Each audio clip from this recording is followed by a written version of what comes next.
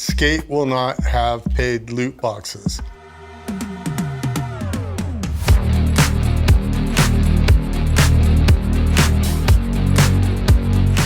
Now you've seen just some of the March playlist highlights. But not only are we getting new gameplay footage in this boardroom meeting, we're also getting a lot of new info on what this game is going to be. But before we jump into that, here is one of my absolute favorite things that they said in this video.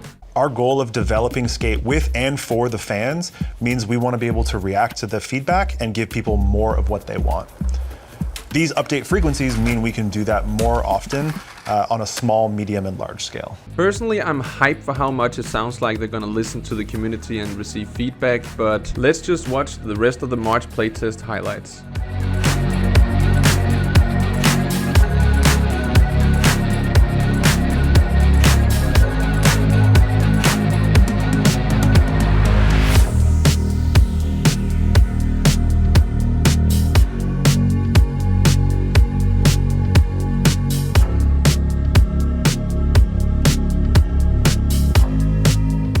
As you guys know, the playtesting on this game right now is only on PC, and a lot of people have been asking if it's going to be on consoles anytime soon. They say that, you know, it's probably happening sometime in the future, but for now it's just on PC until they kind of dial some things out, and then it might get to consoles.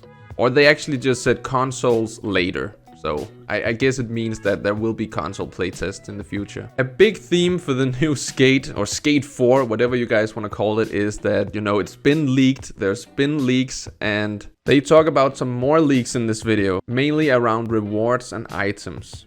We had some leaks around items and rewards from the February playtest. We're early in our designs for progression and rewards, and we'll share more as soon as we can. But to reiterate, Skate will not have paid loot boxes. A lot of you, just like myself, have been asking about, you know, a story mode, just like in the earlier games. Personally, my favorites are definitely Skate 1 and 2. It kind of changes every once in a while, but those story modes were just so good. But here's what Cuz had to say about the story mode of Skate 4. It's probably not what you want to hear right now, but we're just not ready to talk about it yet. When the time is right, we'll be back with a whole boardroom dedicated to the story, the city, and what the narrative is. What we can say today is, yes, there will be an ongoing story for both you and the city of St. Amsterdam, much like many other games. We're an evergreen game with an evolving story. We know the city of Skate 4 will be called St. Amsterdam, but what is there to do in the city? This is what they had to say on activities. We have 3 core pillars for activities. First, they're ever-changing and evolving. They're not a stagnant experience. We're always giving you something new, something exciting, something unique to skate and explore. They're also grounded in our reality, so they're not bound to the rules of the reality we're sitting in. We can bend and break the rules a little bit to create those moments that you can't get in any other game. And lastly, my favorite is that activities ultimately celebrate and support players and the community. I really like this one because it feels really connected to the modern ethos of skating. This is a place where you can come and just have fun, express yourself, and we're going to recognize and reward that.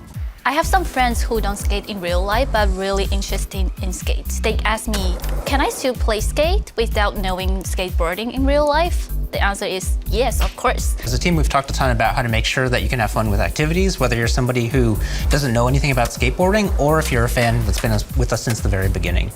It's really important that there's fun stuff to do for everyone, and that includes people who want to do things that might not even involve a skateboard, as y'all may have seen. We have our core gameplay innovations, and that unlocks new ways for us to challenge people and new ways to think about the city. But with our new format as a always-on multiplayer game, we're able to give people those experiences, new and returning, in different formats that suit how they want to play. So there's clearly going to be something for everyone here. I am interested in what sorts of off-board challenges there's going to be. Like, I'm obviously going to play the game as mostly realistic, probably, since that's my own personal preferred way to play the game, or just actually skate in general. But what do you guys think about this? Put it down there in the comment section. I'd really love to hear your opinions on it. Now, they go a little more into depth of what kind of activities there's going to be, and one of them is challenges. And, you know, that sounds pretty familiar from the early EA Skate games, but it's going to be different? These are short solo experiences, but unlike previous challenges, these rotate in and out periodically. When they do, they'll change ever so slightly, so that even replaying challenges you've played before will make you think about new ways to tackle them. So what do you guys think about that? I don't really know yet myself, but I do love the idea of always changing up familiar challenges to really bring that replayability factor up to a max. But next up in activities, we got something they call a pop-up. Pop-ups are another concept we are testing. These are dynamic events around the city that are all about bringing people together. They are not super long and they are not super hard. They are the same for everyone and they are cooperative. For example, you could be skating around and then see showing up that requires to score 50,000 points as a group. Everyone in the city can come together, contribute points, and then get some rewards and carry on with their day. The concept of pop-ups is super exciting because they get people into the same area, which leads to all sorts of fun outside of the activity itself. This seems super cool in my opinion, especially if you're playing with some friends in a party, or I don't know if you still call it that actually, whatever you kids call it nowadays. But then as you're playing with your friends, then randomly having challenges pop up that you can complete together, that sounds like a ton of fun. The final activity is going to be something they call community events. We found that when people are playing together was when the game feels most exciting, so we've also been exploring a multiplayer mode we're currently calling community events. Skate's always allowed for pretty crazy things to happen, and with all the new gameplay possibilities that flumping and wiping out affords us, community events really lean into that legacy. We're really excited about community events. I kind of like to think about these like games at a carnival. Everybody wants to play them and there's a huge line, but you don't need to be an expert to participate. It's fun no matter how good you are at the game. And also, we're a video game, so there's not actually a huge line. Once again, this seems to be pretty much focusing on the fun side of the game, but they do mention this flumping thing quite a bit, and Cuz actually breaks that down for you if you still don't really know what it is or is wondering. Simply put, flumping is our name for all of the new off-board gameplay that we have. It's flicking, it's jumping, thus flumping. Okay, now it's not actually the final activity they talk about in this game. There's another one, and this is one I've been asking for like 13 years, maybe even 16 years. I can't do math. But this is something I've wanted to do ever since, you know, having replayed the EA Skate games a lot. So yeah, just listen in. And we also got throwdowns. These are user-initiated and totally customizable. The purpose of throwdown is to allow players to gather together at any time, build relationships, practice, or just show off cool tricks. Our goal is to provide you with a ton of options to create and customize unique experiences for you and your friends. I love that throwdowns just let you put an activity wherever you think is cool. So if you find a spot and there's not a challenge there, just put a throwdown down. Throwdown down? Throwdown down. Okay. Yeah. Totally, it lets you and your friends turn any spot into a place where you can have some light competitive fun.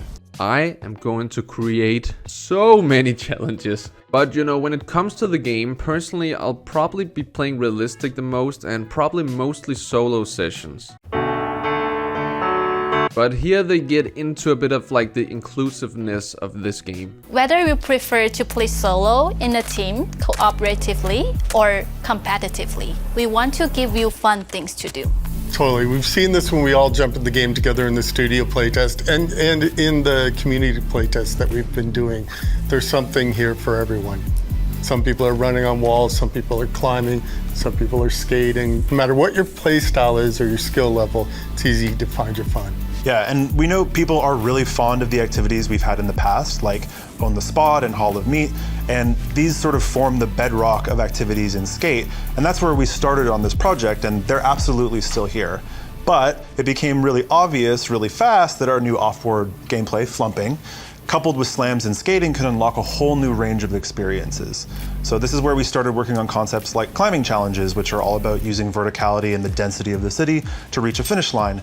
And we're also working on activities that aren't strictly about any one type of gameplay. So for example, we've explored things like big games of tag across a whole server. Now, I absolutely love San Van and even New San Van. They are probably my favorite maps in any game. Or games, since it's 2. I wasn't a big fan of the 3 divided areas of Skate 3, but they say that Skate 4 is going to be even different. What's also cool is our city is pretty different than previous games, so this lets us keep things interesting based on where our activities take place. So you might have to find your way to a rooftop skate park for an on the spot challenge, or the game of tag might take place in a big construction zone. There's so much going on in the world of San Van, which lets us bring tons of variety to each activity type. And now you're probably wondering, what is this game going to be like for someone who's completely new to the franchise versus someone who's played the games to death like I have? Because it is funny to think about the new generation playing this. You know, the kids I teach at the skate park I work at, they haven't even tried the skate games. They only know about, you know, Skater XL and Sessions. So it's going to be fun to see how they are gonna get into the game. How can we make sure that the game is accessible to new players, many of whom might be trying Skate for the first time as a free-to-play game, but many of whom are returning fans who are looking for a lot of game to sink their teeth into? Yeah, in order to make the game accessible, we are approaching each activity in different ways, but with one unifying principle. Skate is for everyone. For example, in challenges, we have 3 difficulty tiers: Own It, Crash It, and Shut It Down. Own It might not be hard for a veteran player, but it should be just right for a new player. Shut It Down, on the other hand, will require a lot more practice and skill to master. Difficulty levels allow players to learn, grow, and adapt over time. Players can try over and over again to complete a more difficult tier. And of course, harder difficulties means better rewards. I know I'm gonna go for that shut it down straight away on all challenges. But it's nice there's something for other people, and it actually reminds me a lot of, I think, Tony Hawk's Project 8 and Proving Ground. They kind of had that little level system where it's the same challenge but different and harder goals that gives you more rewards. Next up, they mentioned modifiers. Modifiers are additional restrictions that will make you rethink how you tackle a challenge. So, for example, you might see an On the Spot that has a manual lines don't count modifier. We want challenges to feel fresh and interesting every time you play them, even if it's not your first time, and we want them to grow with you and your skill, giving you more opportunities to prove yourself. Wait, let me back up just a bit. Did you say modifiers? Could you have a slappy modifier? You could have a slappy modifier. Could yes. you have a firecracker modifier? You could have a firecracker Okay, modifier. That's so sick. Thank you. And also here's a sneak peek at some of the rewards you can get for completing challenges. All of our rewards have one thing in common, and that's giving you more ways to show off what makes you, you. You'll get new ways to customize your character's style, how they look and act, of course, their board as well. You'll also be earning items from flat bars to toilets to play around with using the building tools we have, cause I know. Yeah, you know I'm gonna say toilets, Big really? fan- It's where I live. Yep. Okay. Big toilet fan, cause you know, self-expression is about you and the environment around you. They will get more into customization and the sort of cosmetics and gear you can get in the game in a future boardroom meeting, which I know a lot of you want to know a lot more about. But for now, that was all I wanted to highlight from this video. Are you excited for Skate 4? Put it down there in the comment section, and otherwise, all I can say is thank you so much for watching this video. Thank you so much for the support. I will just be seeing you in the very next video here on the channel, so until then, have it good, and peace out.